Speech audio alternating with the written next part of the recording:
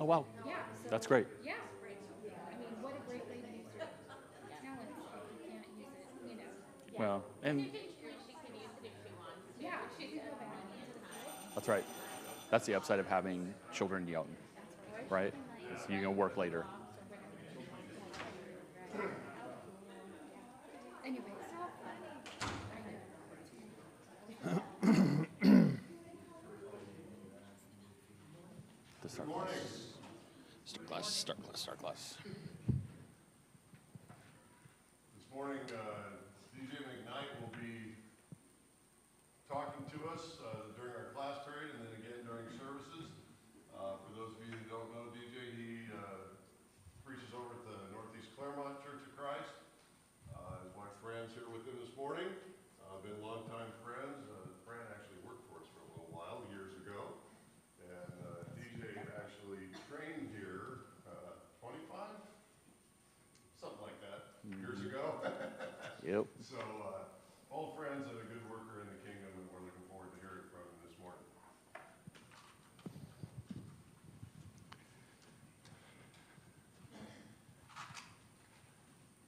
All right. Good morning, everybody. It's good to see you all. If you'd open in your Old Testaments to the book of 1 Samuel. Appreciate Barry bringing up that it's been 25 years since I trained here. That's makes you feel good. 25 years ago when I was training here, I had just gotten married. And today I'm talking to people that were here during that time that have grandchildren that were my contemporaries. So that'll make you feel a certain way, right? Anyways. 1 Samuel 24, we're going to do something, I'll say this again in the worship session. We're going to do kind of a two-parter in a way out of 1 Samuel 24 and 1 Samuel 25. I'll expand on it a little bit more in the worship session, but there's a bit of a tension in those chapters, between the chapters. Chapter 24 that we're going to look at here in just a minute deals with David, one of the two times that David spares the life of Saul. And chapter 25, kind of the famous lesson there, is where Abigail kind of intercedes between David and Nabal, and Abigail ends up sparing a lot of people. And so we're going to kind of learn a couple lessons. We're not going to try to reinvent the wheel here. We're going to really be looking at lessons that revolve around concepts of vengeance, taking vengeance, concepts of forgiveness and mercy, which, as we kind of work through this stuff this morning in these two sessions, hopefully, we kind of get in touch with the reality that these are lessons that are not just applicable, but are necessary for us, because these are things that we struggle with.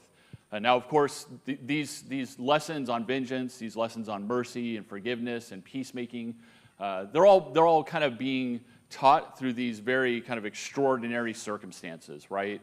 And it's likely that none of us here will ever experience circumstances like David did, but the lessons, nonetheless, are obviously applicable. So let's go ahead and start. Both of these lessons kind of necessitate a lengthy reading. So let's go ahead and read some text for our lesson this morning. We'll kind of get that out of the way. I don't mean it the way that it sounds, but let's go ahead and read it, and it'll give us a basis and a foundation for the lessons that we'll take out of the text, okay? So 1 Samuel 24, starting verse 1. It says, when Saul returned from following the Philistines, he was told, behold, David is in the wilderness of En-Gedi. Then Saul took 3,000 chosen men out of all of Israel and went to seek David and his men in front of the wild goats' rocks.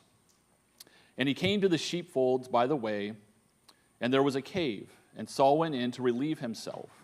Now David and his men were sitting in the innermost parts of the cave, and the men of David said to him, here is the day of which the Lord said to you, behold, I will give your enemies into your hand, and you shall do to him as it shall seem good to you. Then David arose and stealthily cut off the corner of Saul's robe. And afterward, David's heart struck him, because he had cut off the corner of Saul's robe. He said to his men, "The Lord forbid that I should do this thing to my Lord, the Lord's anointed, to put out my hand against him, seeing he is the Lord's anointed." So David persuaded his men with these words and did not permit them to attack Saul. And Saul rose up and left the cave and went on his way. Afterward, David also arose and went out of the cave and called after Saul, "My lord the king." And when Saul looked behind him, David bowed his face to the earth and paid homage. And David said to Saul, "Why do you listen to the words of men who say, 'Behold, David seeks your harm'? Behold, this day your eyes have seen how the Lord gave you into my hand in the cave. And some told me to kill you, but I spared you. I said, I will not put out my hand against my Lord, for he is the Lord's anointed. See, my father, see the corner of your robe in my hand. For by the fact that I cut off the corner of your robe and did not kill you, you may know and see that there is no wrong for treason in my hands. I have not sinned against you, though you hunt my life to take it. May the Lord judge between me and you. May the Lord avenge me against you. But my hand shall not be against you. As the proverb of the ancients says, out of the wicked comes wickedness, but my hand shall not be against you. After whom has the king of Israel come out? After whom do you pursue? After a dog, after a flea. May the Lord therefore be judge and give sentence between me and you, and see to it, and plead my cause, and deliver me from your hand. As soon as David had finished speaking these words to Saul, Saul said, Is this your voice, my son David? And Saul lifted up his voice and wept. He said to David, You are more righteous than I, for you have repaid me good, whereas I have repaid you evil. And you have declared this day how you have dealt well with me, in that you did not kill me when the Lord put me into your hands. For if a man finds his enemy, will he let him go away safe? So may the Lord reward you with good for what you have done to me this day. And now behold, I know that you shall surely be king, and that the kingdom of Israel shall be established in your hand. Swear to me, therefore, by the Lord, that you will not cut off my offspring after me, and that you will not destroy my name out of my father's house. And David swore this to Saul. Then Saul went home, but David and his men went up to the stronghold. So as we think about this story, there's a little bit of context, obviously, that helps in understanding exactly what's going on here and the significance of what David does. At this point in David's life, he's we know rose to the top, and in a sense is kind of fallen from grace. Is probably how we would have represented that if we lived in David's time. As a matter of fact, we're going to see in the next chapter, in chapter 25, this interaction between David and Nabal. That's exactly kind of what the public opinion of David was. Nabal talks about this guy David. Who is this guy David, right? He talks about how many people these days are departing from their masters. And basically, the public opinion was, of course, because Saul was still in power and David was fleeing for his life, that God had deserted David and that God was still with Saul. That's how people perceive things, right? And so David is in this really kind of tough spot. He's kind of gained everything, and then he's lost everything. And just to kind of remind you, here's kind of a short list. David has lost his position, right? He was just not too long ago, before the story, second in command, essentially running Israel's army, right? He was the general of the troops. He has lost his possessions. Though he kind of came from a simple life, he had come to a place where he had much possessions as a result of him slaying Goliath. He had lost pretty much all of his relationships that he had up until that point. His mentor Samuel is separated from him. David's living in a cave. Samuel doesn't seem to be coming and visiting much. So his mentor is not around to give him advice, to help him, to offer bits of wisdom, to kind of get him through these moments. His best friend, Jonathan, is not in the cave with him either. So he's been separated from the comfort of his best friend.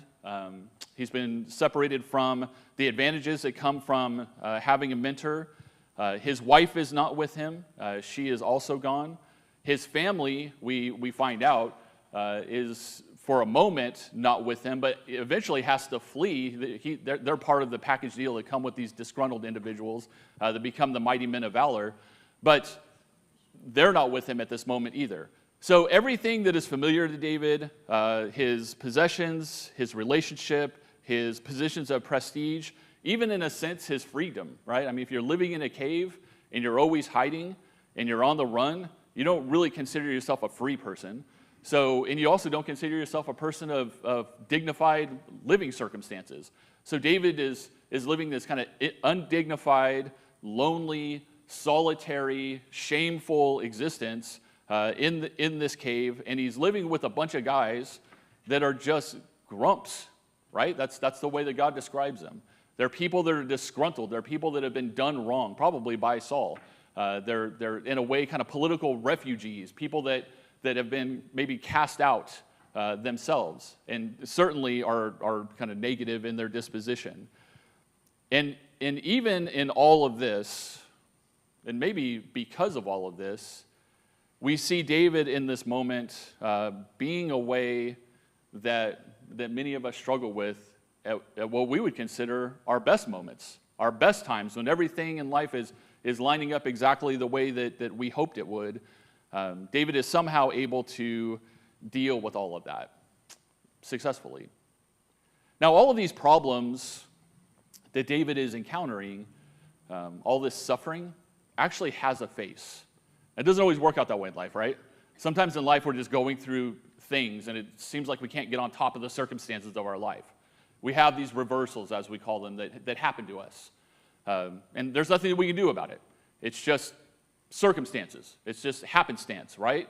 Time and chance, as we quote from the Bible, happens to us. Sometimes we have reversals that are economic. Sometimes we have reversals that are relational. Sometimes we have reversals that affect our dignity or our pride.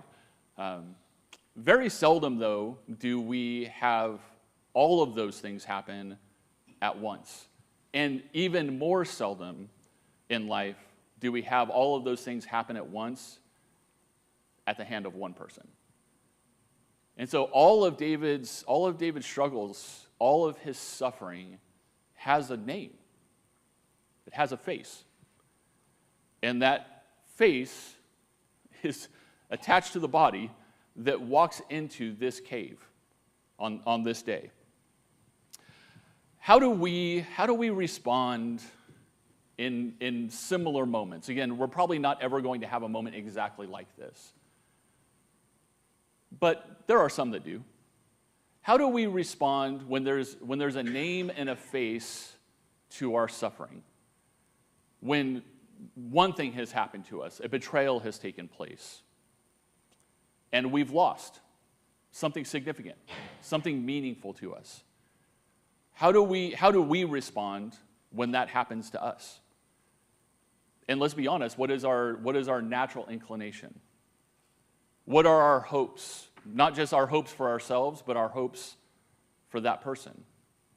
How do we think of them? What is the internal dialogue that takes place inside of our minds and in our hearts regarding that individual? So we know what it should be, and we know sometimes what it actually is. So there ends up being a gap there, right? And that needs to be resolved. That's what these lessons are for, is to help us resolve such a thing. And so we're going to ask a couple questions and try to answer those questions from this particular piece of text. The first question being, what are the reasons and the way that leads to vengeance? Because that's the opportunity that David has here. David has an opportunity to take it out on Saul, to give him what he deserves, as we would say, right? To get some sort of relief, to get some sort of satisfaction. So what do we learn here about the reasons and the way to vengeance? If we're going to choose vengeance, how do we get there? What does that road look like?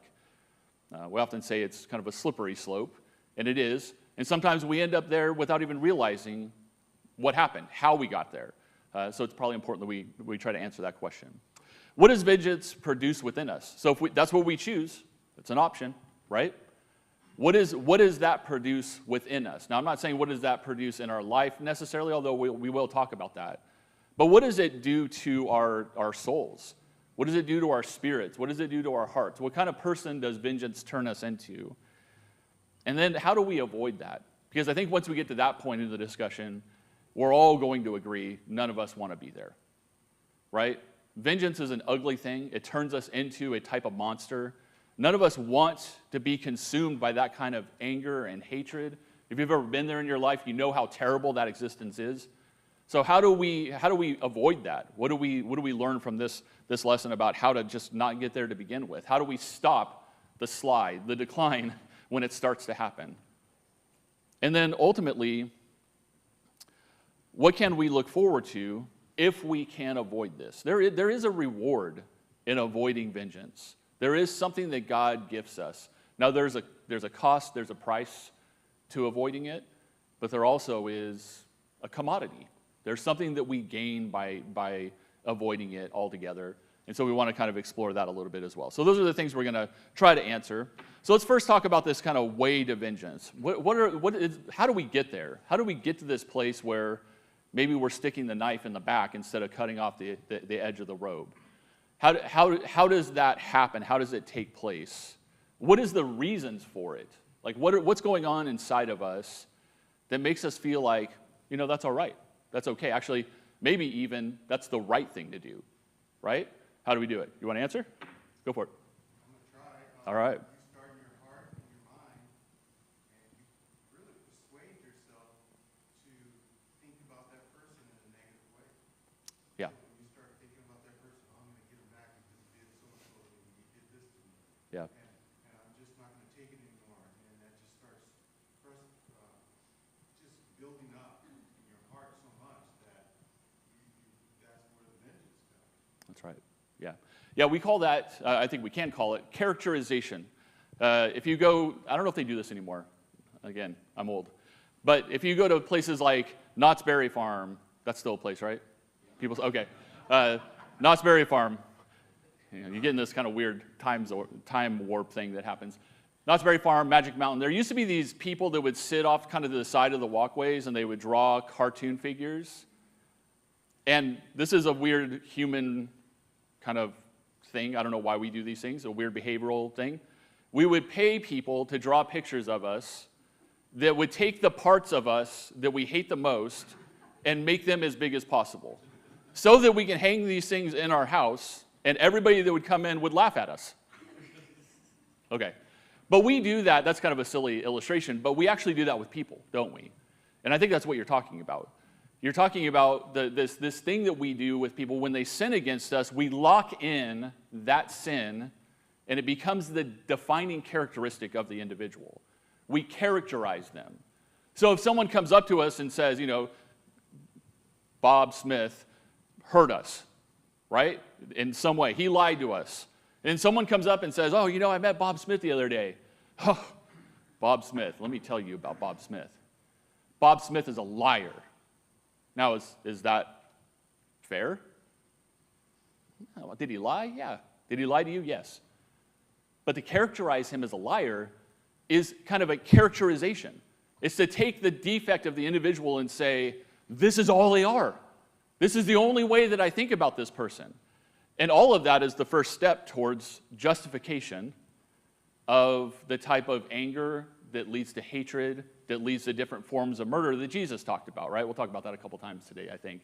But that characterization is the first step to self-justification, to hurt somebody. Let me give you a kind of a list of some other things. We do this, we enact vengeance because we believe we deserve it, right? That's kind of we'll start at the low-hanging fruit. We were wronged, we're owed, and so I'm going to take what's rightfully mine. That's what we do. We believe that it will end our pain. Has anybody ever enacted revenge on somebody in some way, shape, or form, subtle or non-subtle, maybe, thinking, I just need some relief from the agony that that person inflicted upon me? Anybody ever done that? I have done that. Let me ask you, is there anybody here that actually resolved the pain inside of them through that act of vengeance? Now, vengeance is tricky because the first time you do it, and when you do it, initially it feels kind of good, which is the hook, right? It's why we do it. But the reality is, shortly after that, and I don't know how this all works or what the time frame is, it's probably different for everybody, the hurt comes back. And it doesn't really fix it, never really fixes it. It just festers, and oftentimes it becomes worse.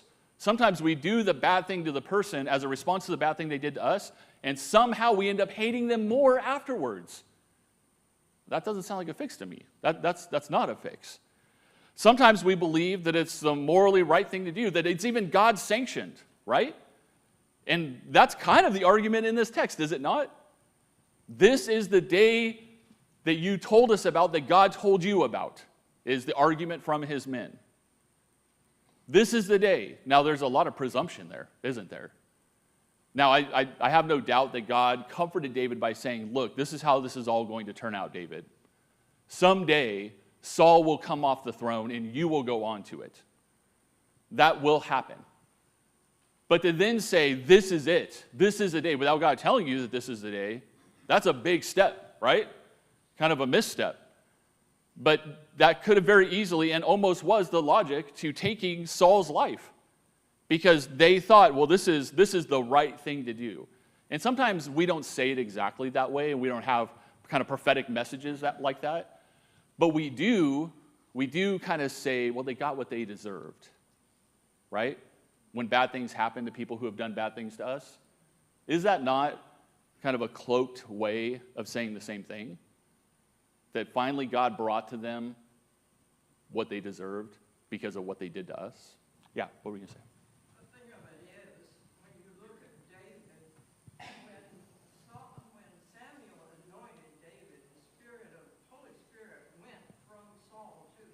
That's right. And he knew that. Yeah. But this was God's anointed, had been. So he did not harm Saul. He would not because of God. Well, in our situation, in our workforce and all that, how dare us not to forgive? I have found that if you kill them with kindness, all of a sudden they like you, which they didn't before. They had things against you. But if you kill it with kindness, they come back around and you're better than bread and butter. That's the way it works.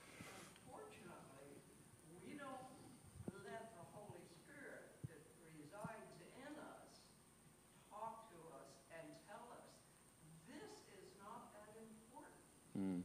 That it's more important that you have a relationship with that person so you can teach them. Sure. That's our purpose. Sure. That's good. Good. All right, we're going to come back to some of that in just a minute, but I'm going to try to remember to kind of swing back around and point at you when I'm talking about that. Those are some good points. Sometimes we also settle for symbolic vengeance. There's a little bit of that in the story, isn't there? This kind of symbolic vengeance. David has a knife. He doesn't stick it in Saul's back, but he doesn't cut a piece of his robe. It's a lesser act, right? And sometimes we feel that through the lesser acts, we're somewhat justified. It's actually part of the magic of this story, and kind of the way that it hits us and convicts us, is that David takes the lesser act but doesn't actually feel good about it.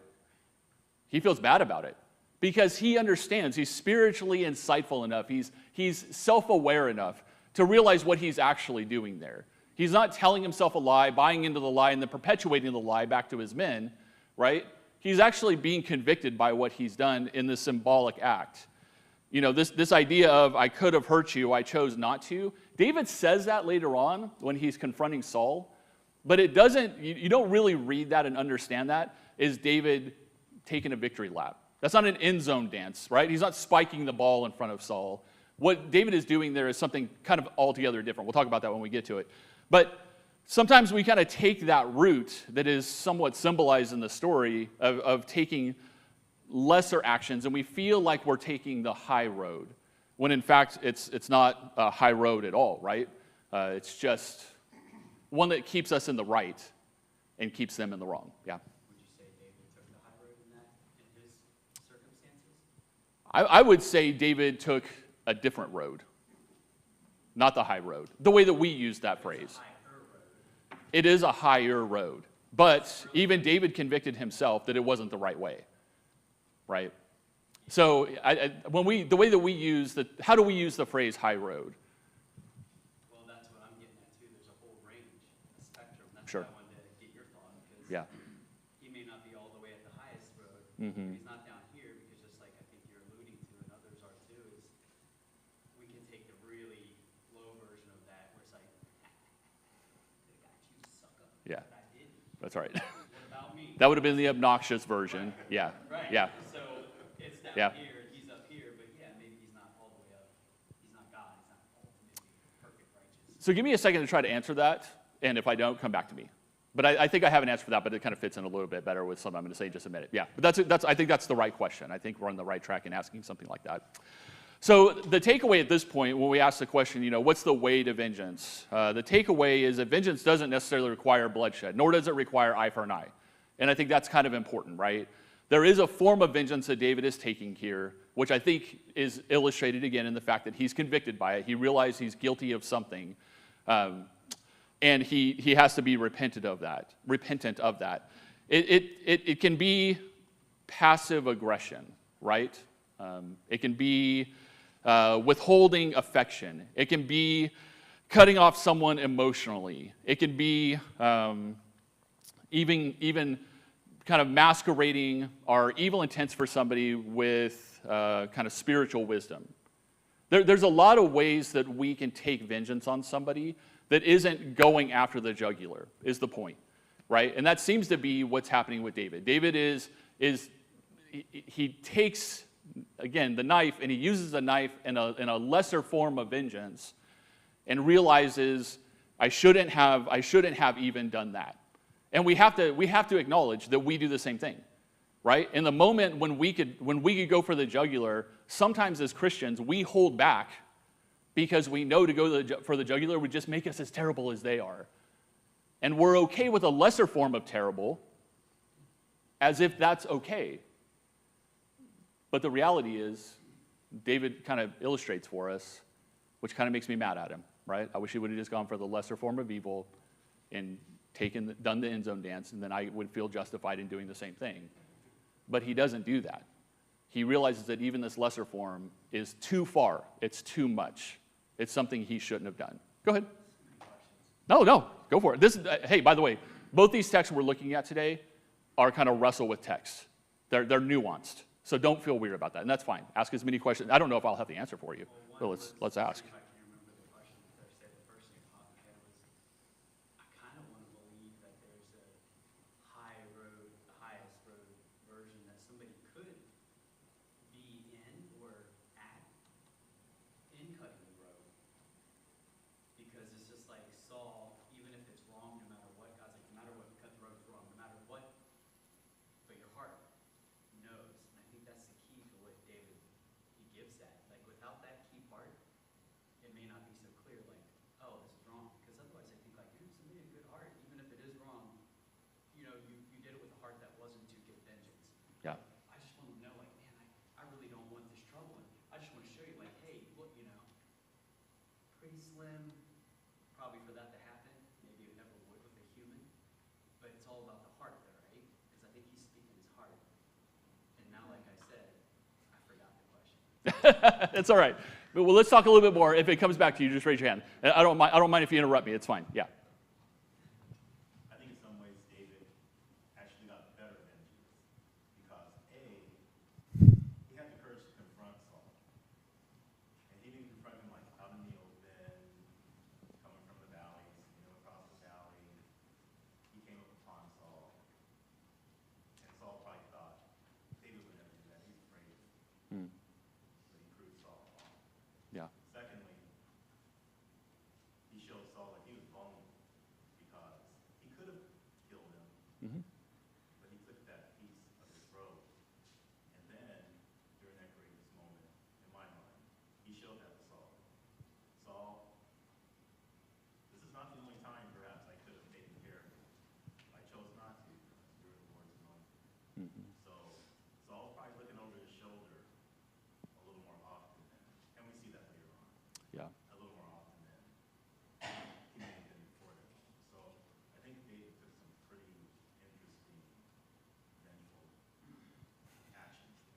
Yeah, I think maybe the goal of the lesson is understand that vengeance is never okay in any form. And what needs to replace vengeance is, and we're going to get to this. I'm kind of letting you eat the icing before we bake the cake. But we need to replace vengeance with things like forgiveness and mercy.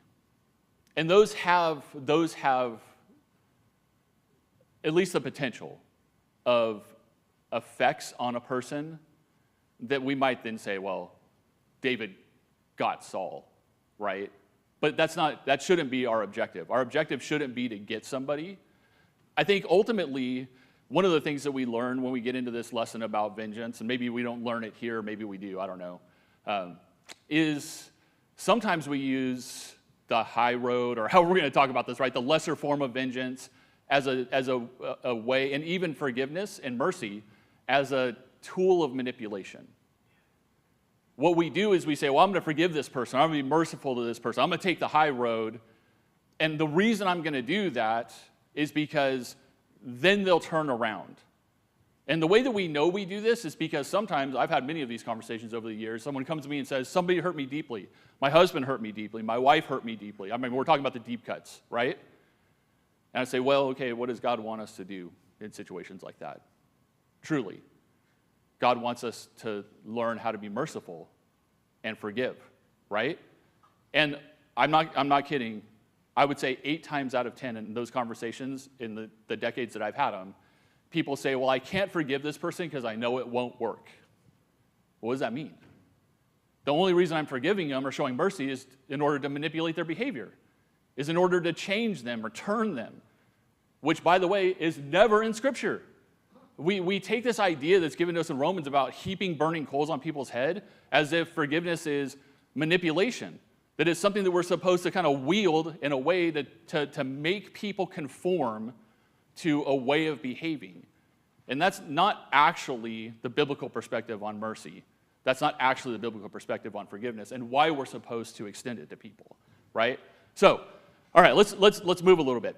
So what does vengeance produce in us? Like, what's the warning?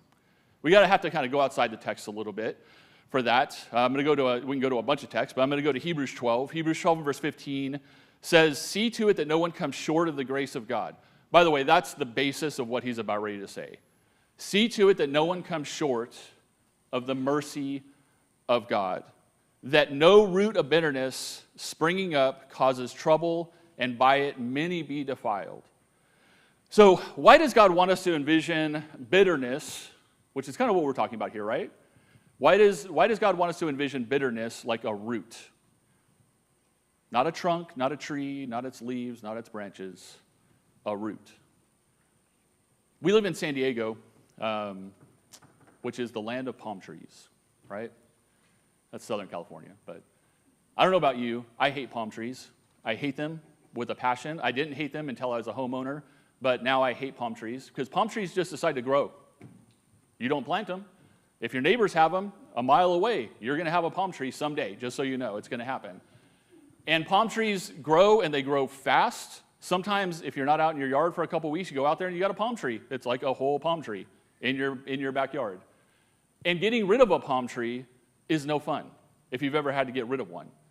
You can do the whole stump grinding thing, right? Cut it down, grind it out. It doesn't matter. A couple months later, that palm tree's coming back because it's got fibrous roots.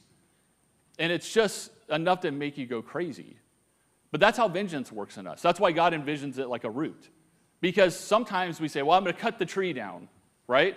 Whatever it is that's causing me to feel that way, I'll cut it down. All right, I cut it down. I forgave that person. But we don't grind out the stump, so it grows back. Sometimes we go further, right? First stage, second stage, third stage of forgiveness. We cut down the tree. We grind out the stump. We get it all out of the ground. We cover it back up. We make it look like it did before. And then it grows back. Because the roots haven't been dealt with, right? The roots are still there. And God's just trying to illustrate for us that we can actually accept the grace of God and actually do it its greatest disservice, the grace of God, its greatest disservice, by not digging the roots out. Because that's how bitterness works. It's down deep, it's invisible, you've kind of smoothed it all over, it's all done, it's forgotten about. But as soon as years down the road, somebody brings up the name of that person that hurt you way back when, what happens? Miracle palm tree. It grows, just appears. And you're like, I thought I dealt with that.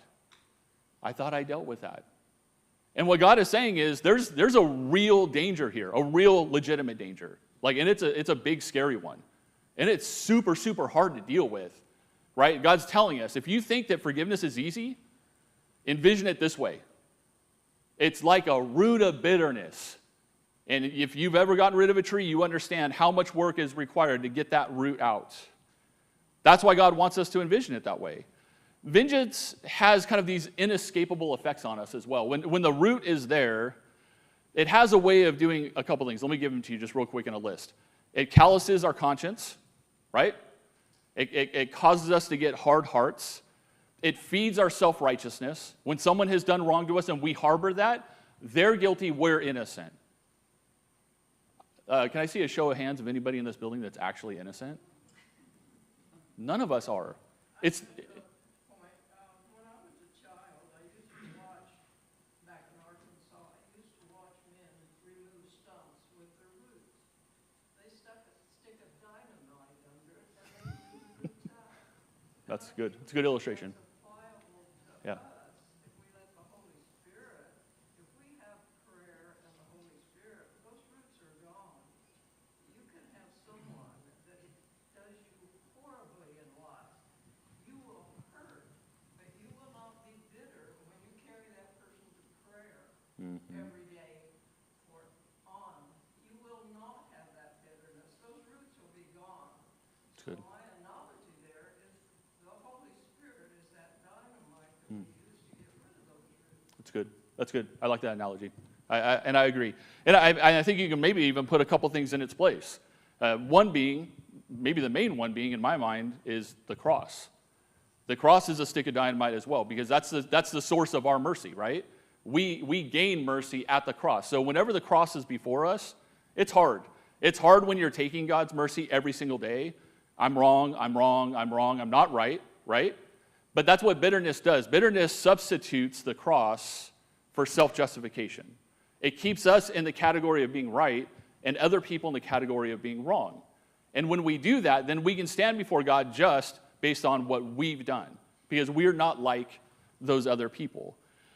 But it also, the downside of it, the evil side of it, the dark web side of it, is that it keeps us in bondage. And you've heard this said before. I mean, modern psychologists kind of understand this, but maybe not from a biblical perspective, that whenever you allow somebody to hold on to you through the evils that they've done to you, you stay captive to them. And modern psychologists will tell you that that's re-victimization. By holding on to that bitterness, by not letting it go, finding a way, maybe through forgiveness and mercy, which is really the only way that works, what you allow people to do is re-injure you over and over and over and over again. So oftentimes we think revenge is the release of pain. In reality, what revenge is it's the cement to pain, right?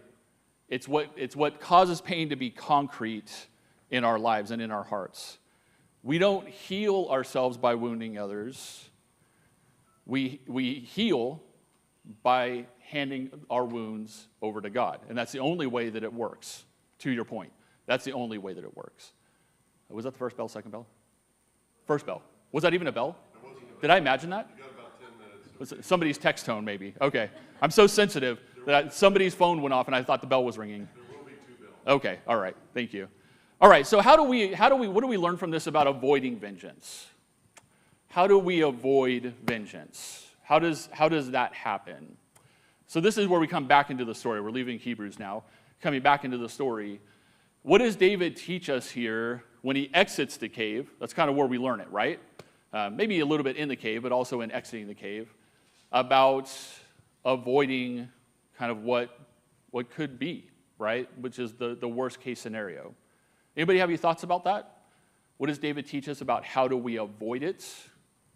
Spend enough time defining it and looking at its dangers. How do we keep it from happening? Yeah. You have to go to God, because David said, let the Lord That's right. So I would say we need to do the same thing. That's right. Prayer, speaking to our spouse and our confidant about the situation. Don't internalize it. Because when we hold it in and depend on us being able to fix it ourselves, that's a bad message. True, true. We do have to be careful with the speaking it out thing, right? Because our bitterness can become other people's bitterness. I think that fits into the Hebrews model. We got to be careful that we don't embitter other people. So that when we do talk about it, I don't disagree with talking about it, but when we do talk about it, we have to kind of frame that through kind of a biblical perspective, right?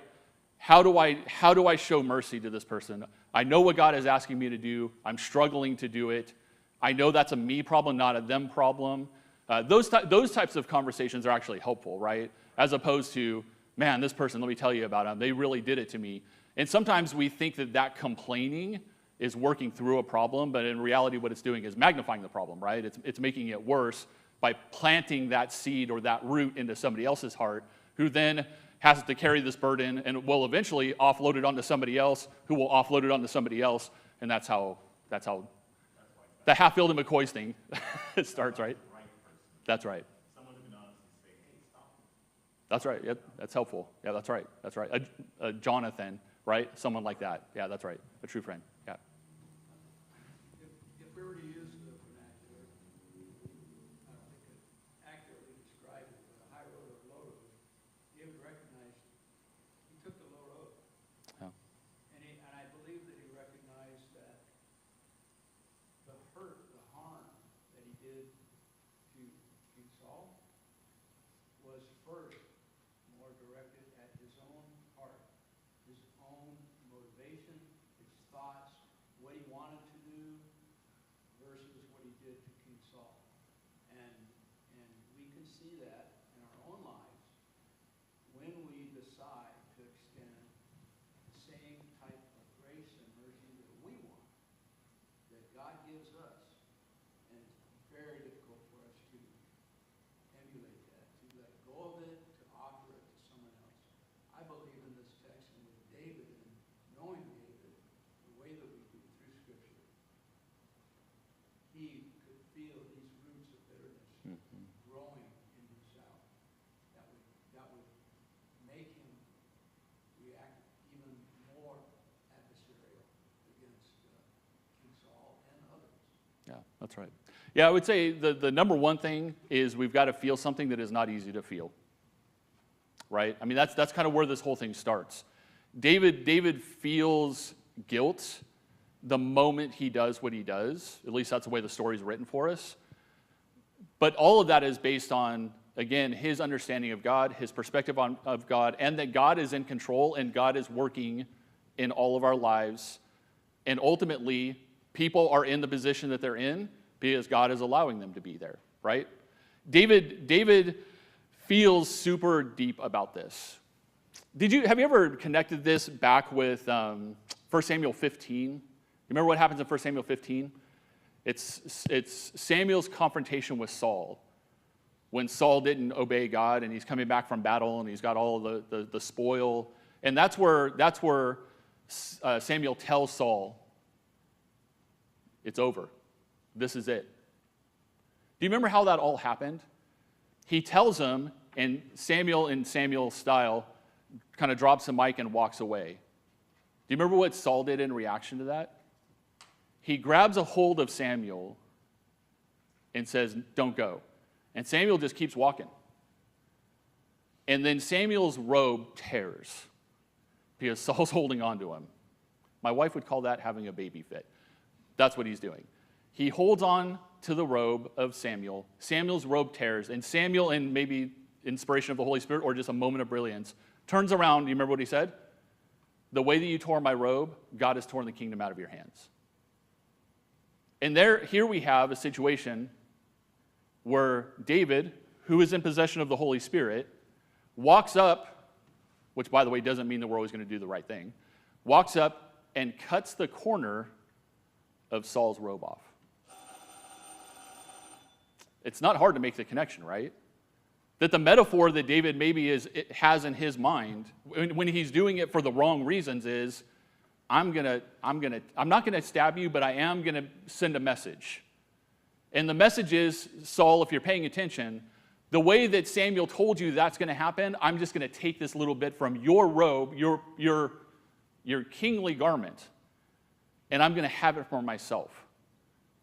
Because it's gonna remind you and me who's the real king in Israel. But the reality is, that's not true yet. David has not ascended to the throne. He's not actually the active king. Though he's the anointed king, he's not the active king yet. Because God has not yet taken Saul, removed him off the throne officially, and put David on it. And I think this is what gets David. David knows in his heart of hearts, this is kind of my only explanation for what's going on here, right? David knows that he has just overstepped in a huge way. What he has done is he has kind of asserted his timeline over God's timeline. And he has said, I just want everybody to know, including myself and maybe even my men, that I'm the real king, Saul, and you're not. And this bothers David deeply. And I think sometimes we just don't have that kind of conviction. I mean, we do little things instead of the big thing, and we don't realize how big of a transgression that is. That what we're doing is we're taking our timeline, our wishes, our wants, and we're inserting them into God's, and we're saying this is the way that it needs to be. And when we do that, when we overstep like that, we should feel the way that David does. We should, but we don't. And everything that I think you can apply from that point on, as far as all the things that he does, he confronts his supporters and he convicts them. He goes out and he confronts Saul, but in a very personal and peaceful way. He entrusts justice to God and doesn't take it himself. All of those are extensions of the first thing. So we can talk about all those things, and you can think about all those things, but if you can't get the first thing, then you're not going to get any of it, really. All of it is really acknowledging that God is in control. That's the secret to forgiveness. The secret to mercy is to fully embrace this reality that God is in control of our lives, and God is in control of history, and God does things in the way that God does them, and we're here to try to seek out what that is and fall in line with his timeline. And he gives us things like mercy and forgiveness to do that. Just one quick thing. If the question is, what should we expect? We probably shouldn't expect what happens here. What happens here is kind of extraordinary, or maybe we should. Because David goes out and he confronts Saul, and what's Saul's reaction? All right, I get it. I see now.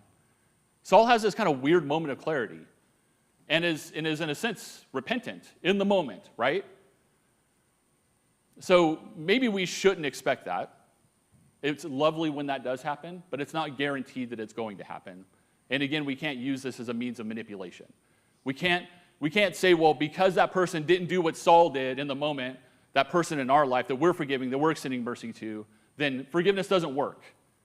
Because then we're seeing it as a manipulation, as opposed to an extension of what has been given to us, which in the New Testament is where mercy and forgiveness always flows from.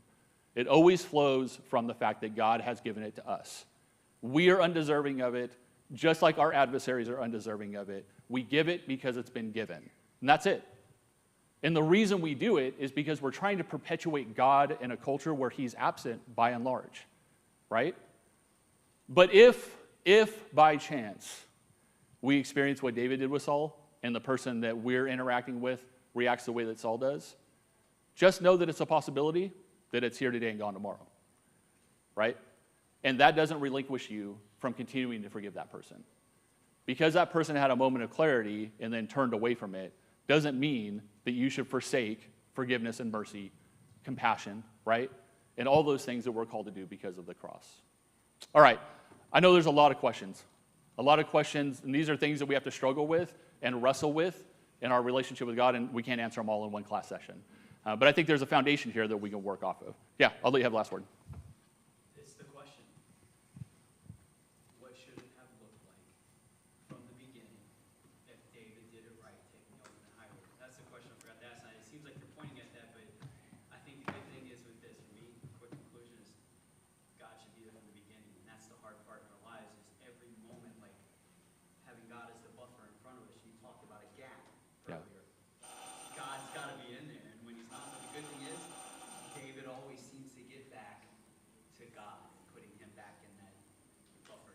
All right, the quick answer to your question is we don't get that answer in this text. David looks forward to the ultimate David who shows us the answer to that question. The answer to your question is in the cross, right? This particular text answers how we as imperfect people deal with a perfect concept in kind of imperfect ways, right? What we see ideally in the true answer to your question, the one that we all need to strive for, is in the cross. All right, thanks everybody.